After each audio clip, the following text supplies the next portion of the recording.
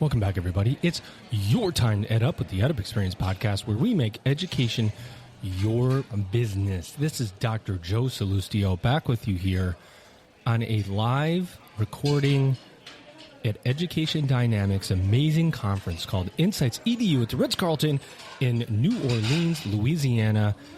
It has been, there's a lot of people here, I got to tell you. I hear that the record attendance is in play. And people want to talk about enrollment, and they want to talk about marketing. And all these people that we talk to in higher education, Elvin, of course, co-founder of the EdUp Experience podcast, sitting right next to me, doesn't have a microphone, always behind the scenes, very often seen, is everybody's talking about enrollment and marketing. Everybody's trying to cater and move their institution towards recruiting a modern learner, right? The learners are evolving. The students have different preferences, evolved preferences, I should say, in the world of technology that we see. And we've got a guest with us who's going to tell us all about what's going on at EducationDynamics. Ladies and gentlemen, let's bring him in right now. He's Brent Ramdin. He is the CEO of EducationDynamics. Welcome to the mic, man. How are you? I'm doing well. Excited to be here. As you mentioned, we got a record attendance. I think of this conference as one that's unlike any other conference, meaning that the people that are here fundamentally think differently about enrollment. They think differently about institutional sustainability. And I think we're going to have a great few days as we work with these folks who I think of as the innovators in the space because their institutions, their programs grow faster than anyone else. And we hope that we thought-provoke them and we really trigger some great ideas, but more importantly, their creativity and inspiration to do what they do. You know, I like. Why do you say that you think people here think differently? And I agree with you, by the way, 100%. Which is why I am a huge fan of EducationDynamics and hired them to run my marketing at my last institution where I worked. And I just saw my colleagues here who have continued on with EducationDynamics. So what gives us, with the people here, this characteristic of thinking differently? I think when you look around the room and you see the folks in here and you just look at the data, you see the fastest growing programs in our nation. But you also see folks who are not afraid to challenge the status quo, meaning they were out there launching online programs, innovating the credential, creating new student services, and really looking at how the world has fundamentally changed over the last 1 to 2 decades in higher education. As we look at the moment we're in right now, in which public perception of higher education is being challenged, you counter that with the demographic cliff that arrived over the last week or so, or over the last year or so in higher education. It really requires people like this to own the future and think about it in a fundamentally different way. So, in this room and really today, we hope that not only will this audience learn from the sessions that we put together, sessions that are unlike any other conference. So, for example, listening to the likes of Google, listening to the likes of our research team, and really thinking of unique and original approaches to the challenges they face today. But we also hope that they learn from each other. Because when we have institutions that span the spectrum from the largest online institutions in our nation to small private institutions, we believe that the identity of each institution lends itself to unique strengths and really brings forth originality in terms of strategy and execution. I like the way you're talking about it, right? Because every school markets, but not every school markets to students well. There's a really big divide, a big gap. Some schools just kind of think that it's going to happen naturally. Some schools are very aggressive to go out there and say, hey, look, the student's a consumer. They have a choice on where they're going to spend their money, and I'd like them to choose my institution, but I got to get in front of them. Yep. There's so much noise coming to students today. Do you think there's a wide recognition that we have to put money into marketing in higher ed? I think the people at this conference understand that. They do. I think a growing community of higher education understands that. In fact, today, I will be launching on the stage EducationDynamics' new positioning in the market. Let's go! We believe that the industry is ready to really adopt a pragmatic approach to not only what admissions and enrollment does, but its impact on the institution. At the cornerstone and really in the foundation of any thriving institution are two foundational areas. They're revenue and reputation. And we've been afraid to say revenue in the past because we've always softened Tell that. it like it is. And, we live in a world in which institutions continue to be challenged. And unfortunately, we lost over 90 institutions over the past year.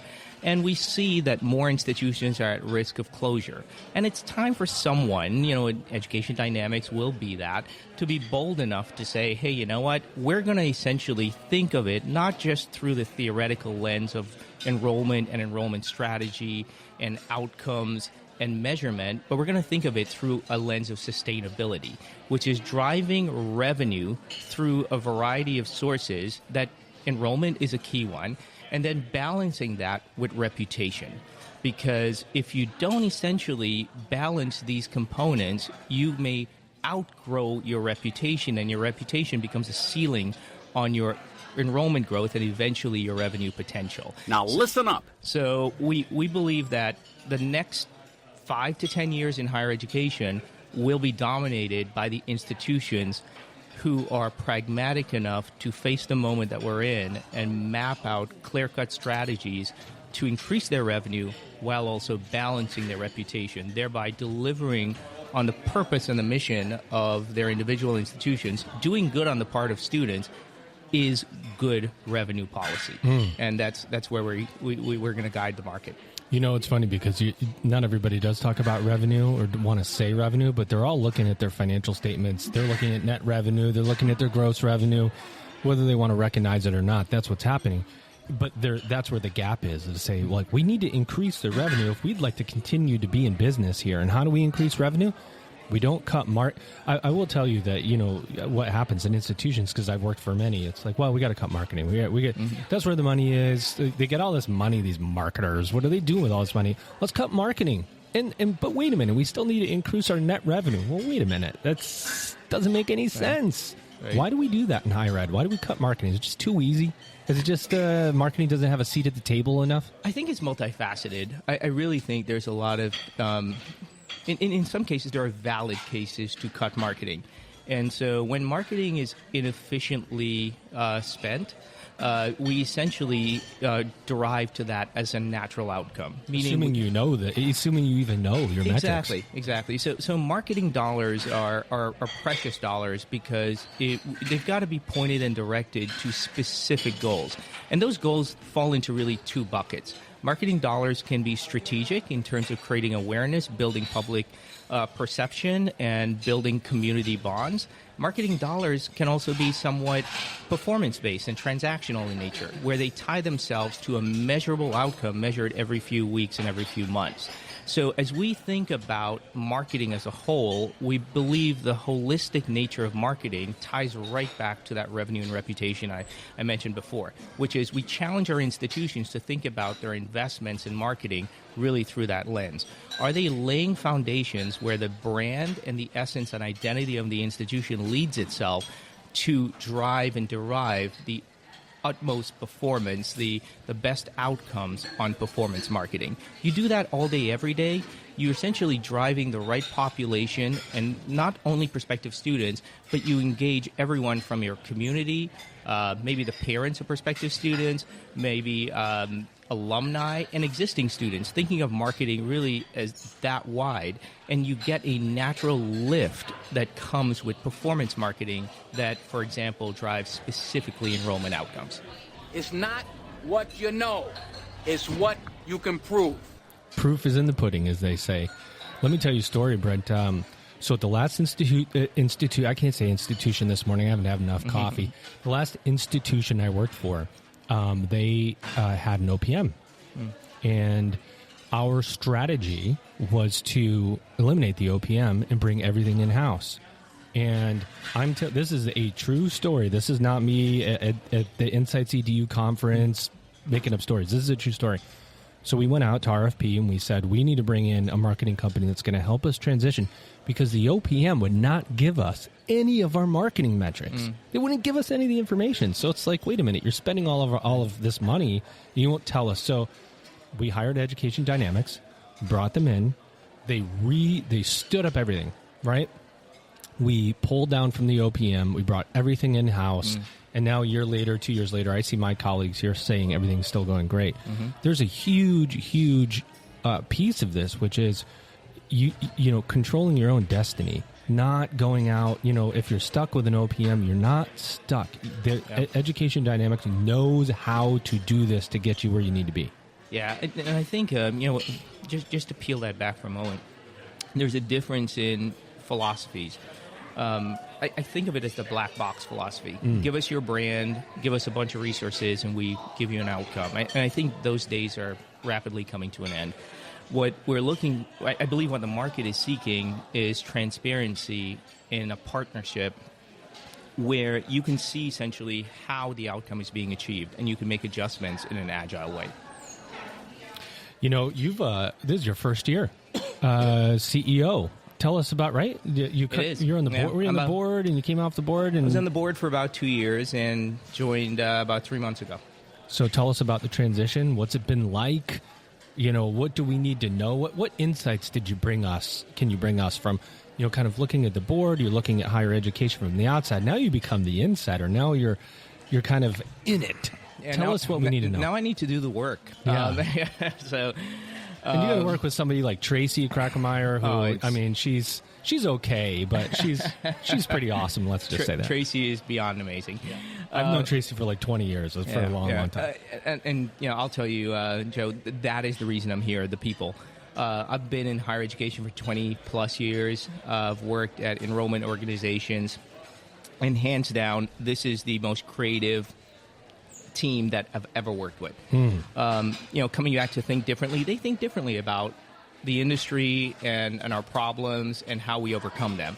So in making the transition from board member to operator, so to speak, I think of myself as I'm here to work for the entire company. Yeah. However, one of the things that sort of drives me on a daily basis is I believe that if we do our jobs well, we will help our partners be sustainable into the future.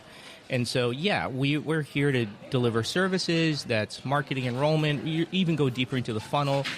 We really lean into the modern learner, recognizing that there is now more intersection between the online and adult learner and the traditional student. They really all care about the 3 C's, you know, cost, career, and convenience the same way.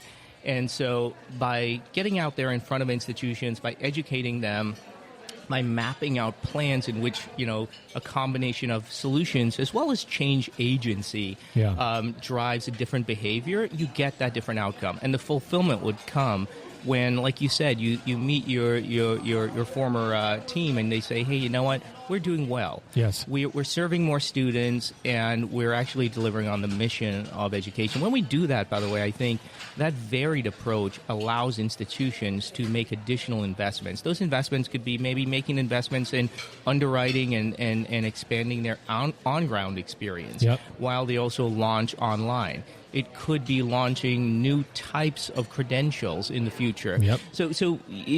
We're living through an exciting time. You know, being on the inside now and working with this team, I am just inspired by the people that I work with and our customers on a daily basis. They power me, and I think you know, if I were to make a prediction years from now, you know, today we serve the fastest growing institutions in our nation.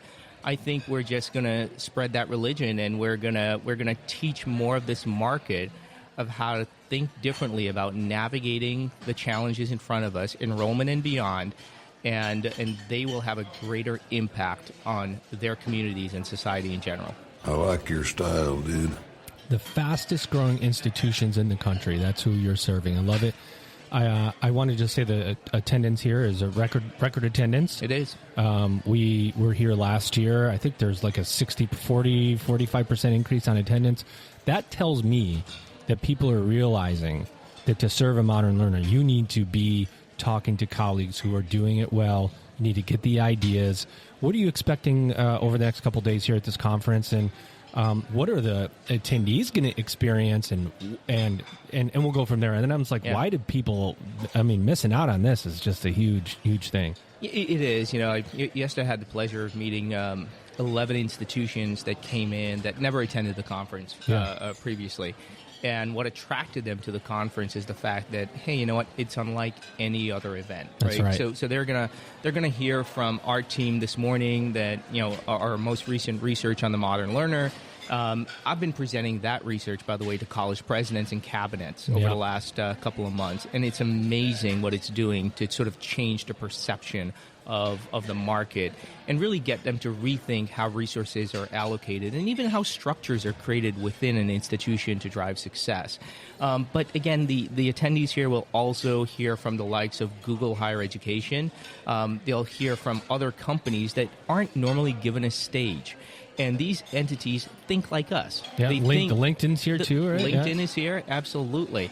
And so they understand where prospective students are. They understand what's at the core of driving student demand for education and educational services into the future.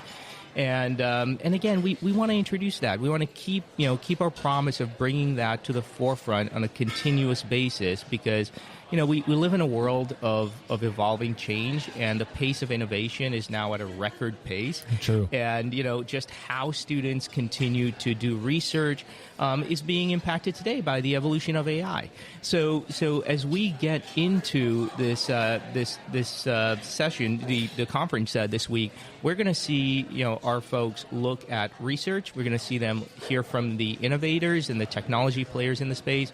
We're going to see them attend sessions on building their assets. We're going to see them attend sessions on what is the role of artificial intelligence in marketing and enrollment moving into the future. And we're going to see also a couple instances of our clients presenting back to us. Yes, that's the real work right there. Yeah. What else do you want to say? Open mic, Brent, tell us what else you want to say about Education Dynamics, about InsightsEDU, anything at all? I would say, Education Dynamics will really be leaning into challenging the status quo that exists in the market today. I think we've always been that. We've always been unafraid and unapologetic about doing what we do. I like that. We're going to get a little bit louder about how we do that. I like that too. And we will boldly communicate where we believe this market is going, and then humbly help those that we partner with. Yeah, key word, you heard it here 3, 4, 5, 6 times, partner. I can tell you, partners that serve higher ed are there with you during the thick and the thin. They're there to help you grow. They're there to help you move your institution forward, not just as a vendor. There's a very big difference between vendor and partner. That's why I come to this conference. That's why I'm proud to say that Education Dynamics knows the market. They know what they're doing. I have firsthand experience working with these people over multiple years, by the way. So I'm just really excited for this conference, and I know you are too, Brent. Thanks for being here, man. Yeah, thank you. Appreciate this. Ladies and gentlemen, what a song to outro him. He's Brent Ramdin. He is the CEO at Education Dynamics. You've just EdUp'd.